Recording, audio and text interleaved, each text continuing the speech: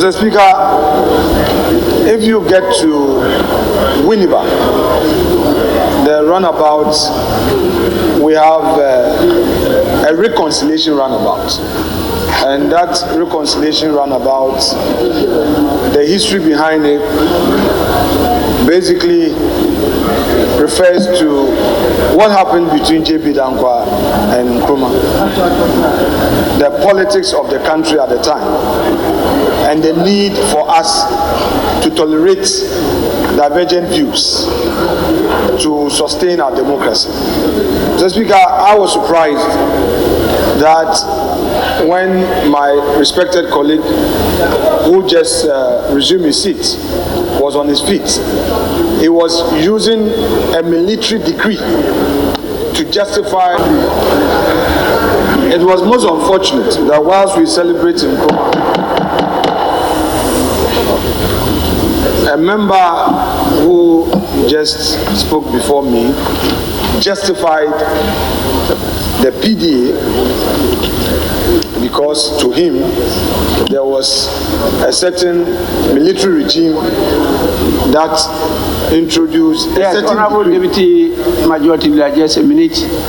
In view of the nature of business before the House, I direct that sitting be held outside the normal prescribed hours. I so direct. Please continue.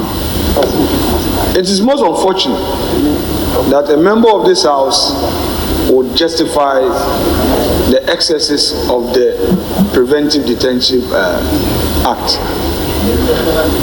Mr. Speaker, a law that sent people to jail without trial, a law that destroyed families and lives, a law that made democracy unattractive, a law that created intolerance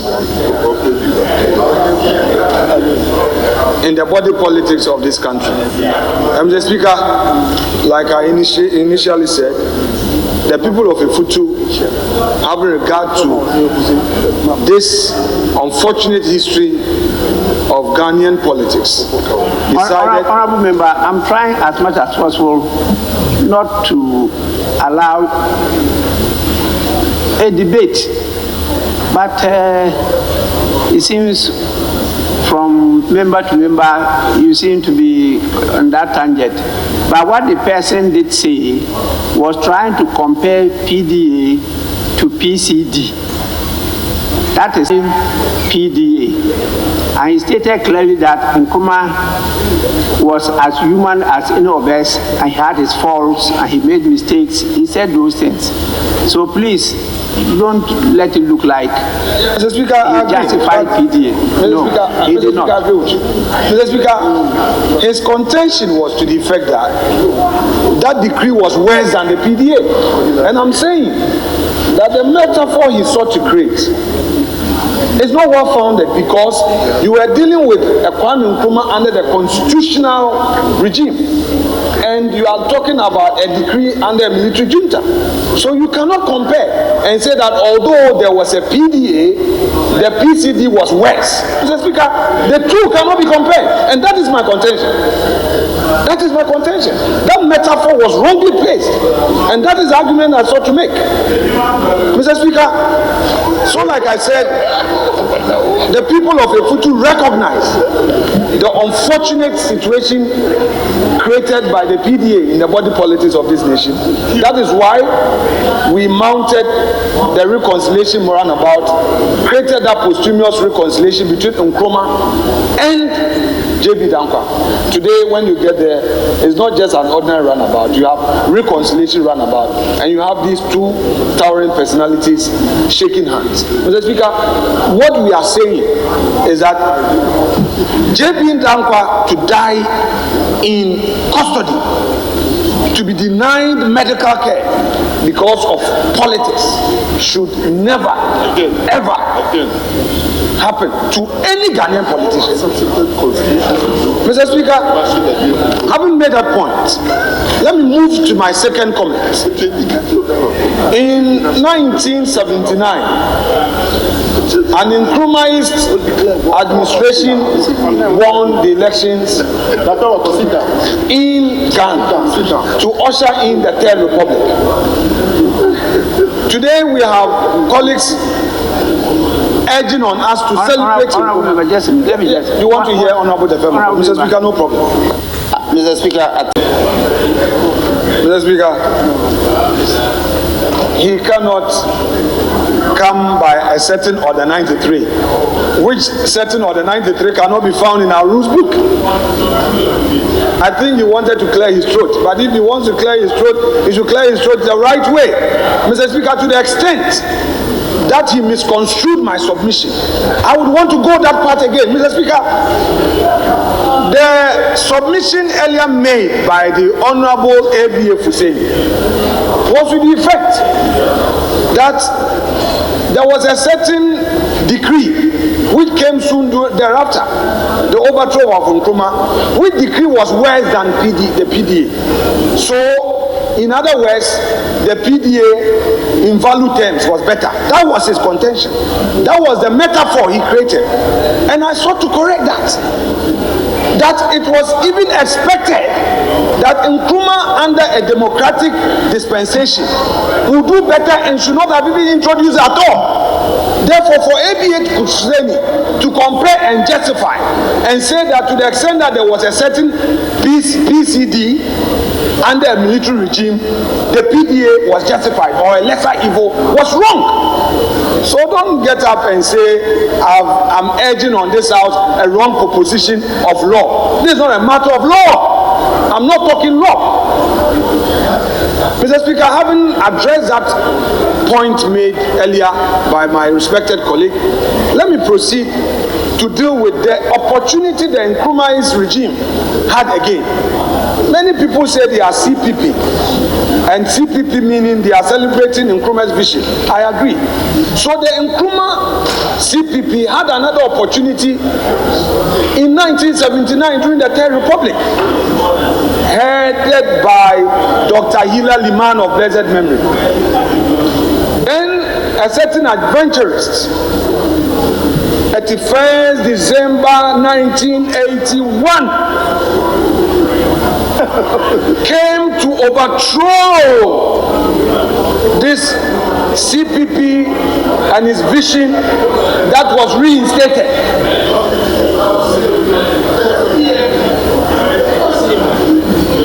Mr. Speaker, what I am saying is that the party headed by Liman, Honorable member, we are celebrating Mr. Speaker, I'm doing so. Kwame Nkrumah. Please, let's celebrate him. Mr. Speaker, we are celebrating him. Mr. Speaker, we are celebrating Kwame Nkrumah and the CPP. The vision of Nkrumah and the CPP. The many people who call themselves CPPs, Nkrumahs. I am saying that an opportunity came again for the CPP to resurrect the vision of Nkrumah. And when that opportunity came, it was short-lived. That opportunity came under Liman. Unfortunately, 31st December 1981, that administration was not allowed to have its full term. And Mr. Speaker, today, the many who are saying they are Nkrumahs supported that military junta headed by J. Rawlings. At the time, they did not see anything wrong with it. Mr. Speaker, again, in 1992, we saw many Nkrumahist parties coming up. Today, the honorable member who made the statement, he says an Nkrumahist. Honorable Okudeta Ablakwa also said that indeed, Honorable Amakofibwa is an Nkrumahist. But we have a CPP party. Why didn't you join? Why did you join the NDC? Why did you join NDC? You are coming from the Nzima area. You are coming from Elembele. You say you are a CPP, Amakofibwa. We have an Nkrumahist party, at least two of them, PNC and CPP. and then Okudeta Blackwell says you are an Nkrumahist. It's an NDC, an Nkrumahist party, or a Rollins party. Is your founder Nkrumah or Rollins? Why didn't you join? Mr. Speaker, we don't want any unnecessary political patronage. People want to patronize Nkrumah. People who don't believe in the ideology of Nkrumah are calling themselves Nkrumahs. You should not demonstrate. We want a practical manifestation of Nkrumahs in you. Honorable member, do you know the number of members on your side who were with the revolution? But when we came to constitutional rule, you joined the debate. Mr. Speaker, you joined the debate. Mr. Speaker, you are joining the debate. Mr. Speaker wants to become a parliamentarian again. Mr. Speaker, we want to come back.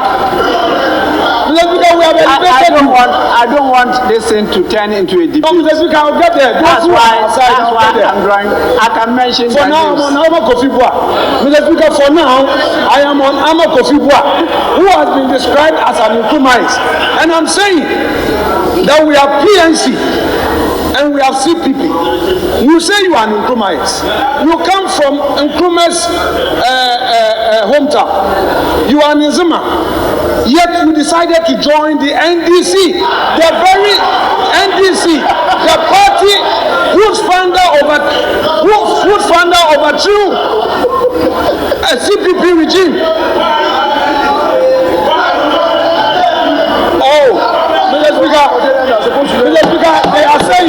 Mr. Speaker, they are saying something. I want them to say it into the mic, so I reply them. Mr. Speaker, I have heard Kwame Nkrumah saying something. I want you to say it into the mic, so history will record that statement for me to reply him for history to record. He should be bold. Now say, Mr. Speaker, I want him to catch your attention. Catch his eye. Honorable members. And they are running away. Mr. Speaker, they are running away from their shadow. They are not bold enough. Honorable Mr. Speaker, they are not bold. Honorable Deputy Majority Leader, are you a Guan? Are you a Guan?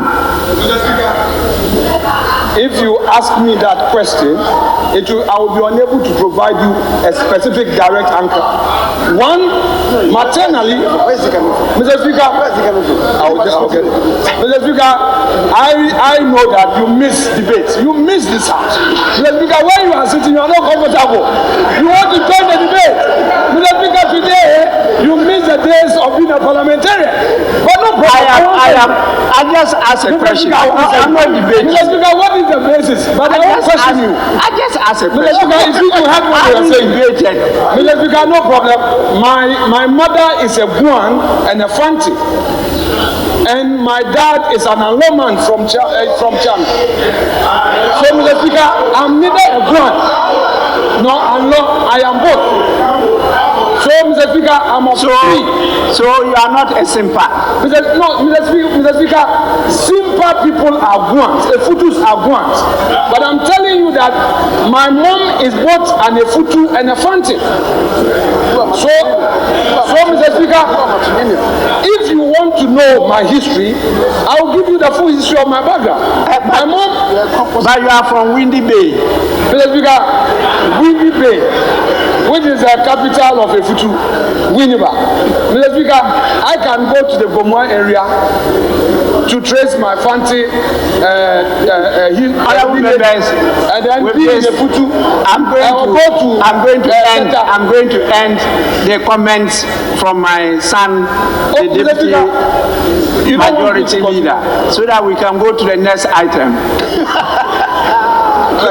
Mr. Speaker, I will conclude very soon. Mr. Speaker, first of all, thank you for your beautiful interjection. I've enjoyed it. Mr. Speaker, so what I'm saying is that let those who say they are Nkrumahs demonstrate practical manifestation of Nkrumahsm in them. We don't want Nkrumahsm by muff. not in form but in substance. So that if Ama Kofi-Boa is a true Nkrumahist, so that if Okudzeto Ablakwa is a true Nkrumahist, they should participate in reviving the Nkrumahism in them and revive the Nkrumahist vision.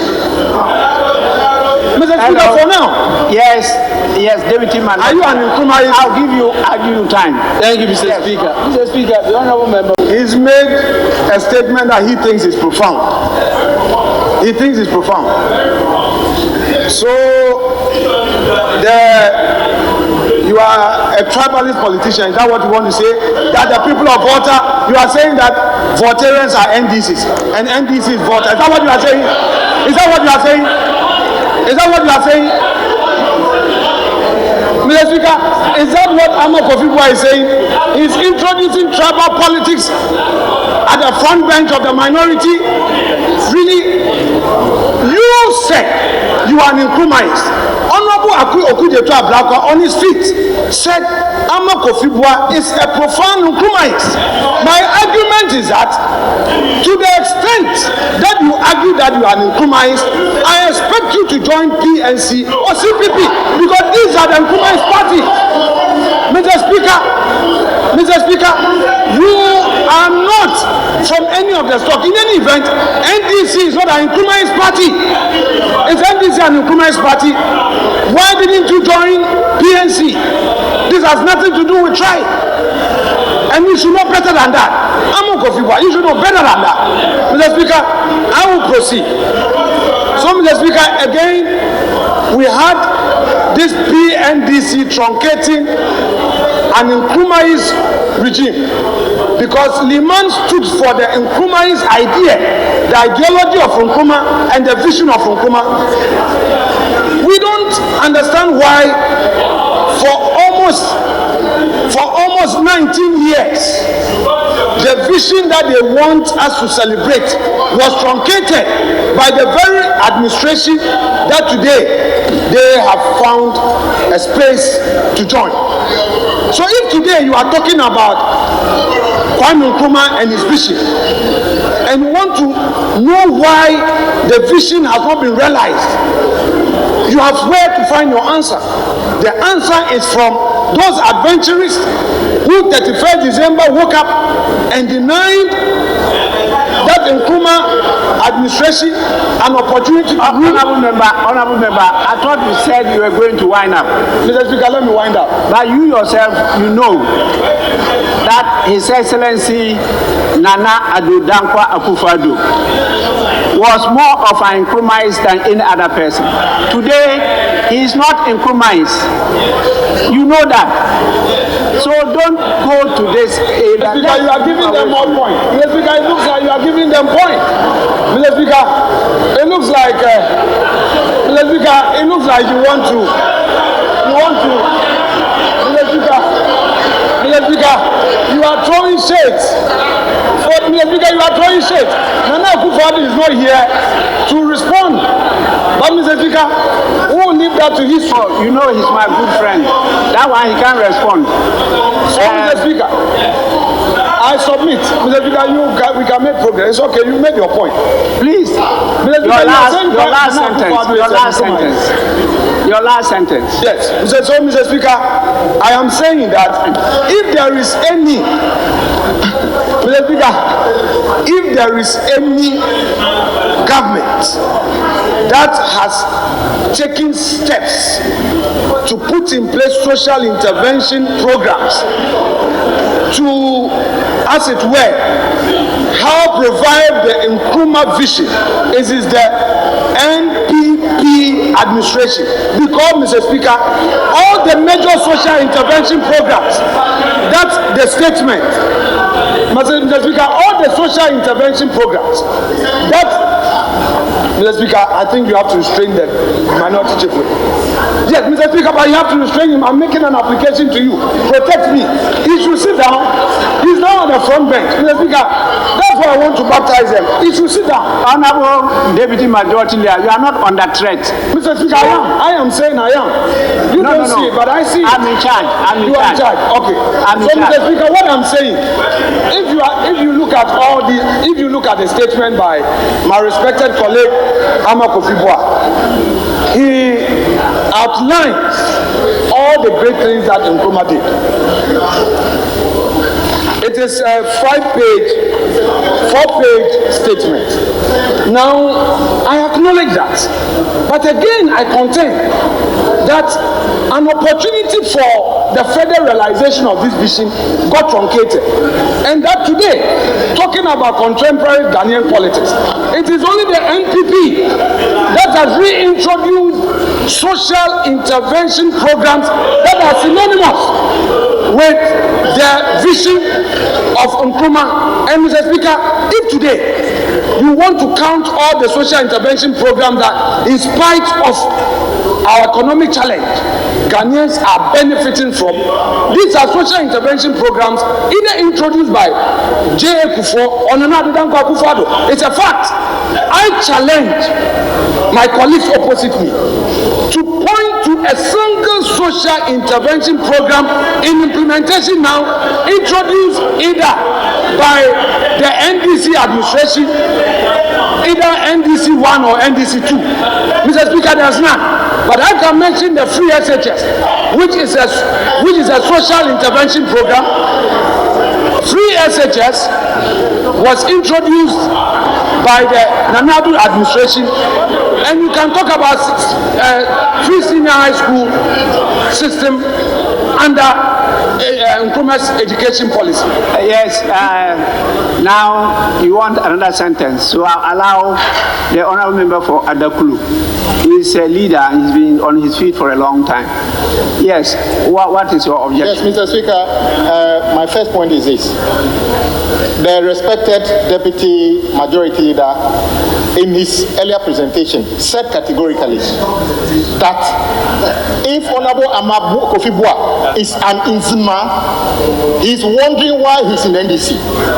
And I think that statement is very wrong and must be asked to amend or withdraw that statement, because when you begin to attach geographical or ethnic locations and identities to political parties, that is not good for our country. Secondly, Mr. Speaker, I heard you quite clearly saying your last sentence. Mr. Speaker, my colleagues have done more than 10 paragraphs already. A sentence you said, I'm giving you the opportunity to do one sentence. Mr. Speaker, as you said, we have guests here who we are supposed to. He's bringing new topics, and Mr. Speaker, I want you to restrain him. One sentence has passed, and he should just do his last word, conclude so that we can make progress, Mr. Speaker.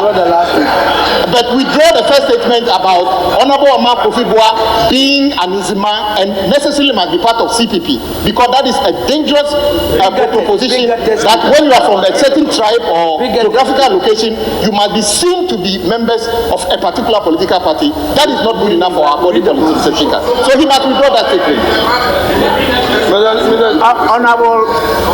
Honorable Deputy Minority Chief Whip. That's what I said. Minority Chief Whip. Minority Chief Whip. Yes. I think I have an idea about the heartbeat of this House, and we'll soon be reconstituting the House into a committee of the whole. I just decided to allow this so that you can infuse some humor. Enjoy yourselves before we go into serious business. That's why I allowed this to go on. But this is a statement, and we are restricted to only comments. It's not meant to generate debate, but you have debated it more than even motions. But I know why I'm doing that. I know that Ghanaians will take this on a very light note. What we want to do is to focus on how to educate our people about the history. A lot of the young ones are now no longer reading history, particularly the political history of this country. And so when you get this opportunity, please, let's try and state the facts. Don't infuse other ideas into what we all read. Hey. You want to be recognized. Yes, so I will allow just my very good deputy majority leader, please. Let's end it here so that we can listen to our... But Mr. Speaker, for the records, if a member misconstrues a point and relies on it to make a statement, I think that it is within my right to respond, just for the records. Mr. Speaker, I said, and I repeat, that Honorable Ama Kofi Boa says he is an Nkrumahist. Honorable Okujeto Ablakwa, in his opening comment, also said Honorable Boa is a profound Nkrumahist. Well, staunch Nkrumahist. In my submission, what I said was that if indeed he is an Nkrumahist, and he representing the people of Lembele, he can...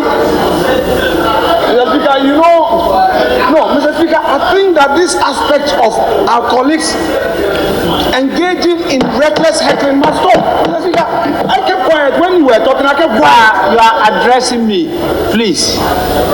Mr. Speaker, while I would continue to uphold the ethics of the legal profession, where at the bar you listen to your colleague in silence, I will bring that here. And I know there are decent non-lawyers who even practice that ethics of the profession. Honorable member, so Mr. Speaker, those who be shouting, it's up to them. Honorable member, they should. You are not at the bar here. Mr. Speaker, but this is a political bar. No. This is a political bar here. I call it political bar. Mr. Speaker, they should keep quiet and listen. That's the way to debate. These are your rules. These are your rules. Mr. Speaker, I agree. But if they don't keep quiet, how do I make progress? Are you debating the speaker? Mr. Speaker, it's not possible. Mr. Speaker, today you've aided them a lot. You've given me some shade. You've thrown shade, but I've kept quiet. Please, may you go on. Oh, Mr. Speaker, what Honorable Kwame Nkrumah said, he is my friend, my good friend. When I say a good friend, I mean a good friend. Not the two-forcing type of friendship. Yes, get up. Not the two-forcing type of friendship. I mean a good friend on a 5 points of fellowship. Yes, not a two-forcing type of friendship. So, Mr. Speaker, what he said is not what I said. I will therefore conclude, Mr. Speaker, by saying that the industrialization vision of Nkrumah is today being implemented by the Nanado government, but with emphasis on the private sector. Mr. Speaker, the Nkrumah's vision to ensure Ghanaians are educated, the only person who has been very ambitious about it is the Nanado government. That is introducing the free SHS. Today, the health insurance policy, Nkrumah had a vision to ensure for Ghanaians to have access to health care. For many years, Ghanaians could not get that benefit. It was Kufuor who came and introduced the National Health Insurance Policy, which we are all benefiting from. So, Mr. Speaker, Nkrumah never dies. But those who talk about Nkrumahism must demonstrate practical belief in that vision, not mere rhetoric. I submit, Mr. Speaker, and thank you.